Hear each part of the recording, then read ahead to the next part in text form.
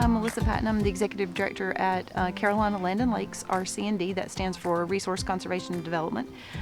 We were founded by USDA in '63 and are all nonprofits now since 2011.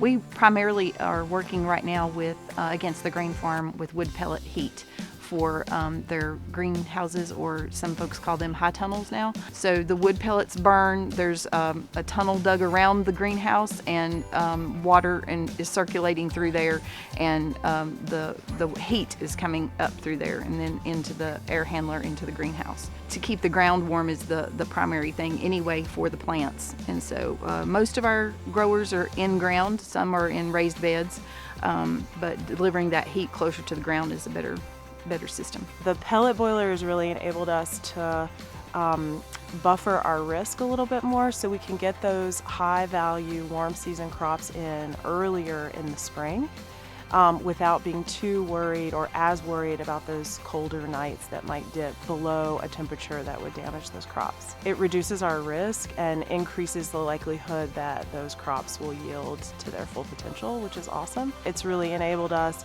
to have more consistent production for our winter greens, lettuce and spinach and things like that. Our board of directors have a passion to see the waste wood in western North Carolina be reused and recycled to be productive. And so we're working right now on a study on the feedstock for that pellet mill, what's available to us, how many pellets could we produce. What we hope to see is that people will want to use wood pellets in schools, hospitals, prisons, and then eventually in homes. We would like to see that be a market in the western part of the state in particular. Receiving the Watauga County, Woman in Ag of the Year award was a super big honor, of course. I just really feel like it speaks to how farming is way more about than just one person.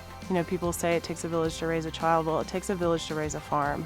Farming is this lifelong practice, and it's a process, and it's ever unfolding, and there's always so much more to learn. I mean, it is so much like raising a child in that way, and we feel like our farm is just coming out of that toddler, super demanding phase, and we're getting into a little bit more of a rhythm. Everybody knows what to do first thing in the morning, and everybody knows how to get themselves to bed at night.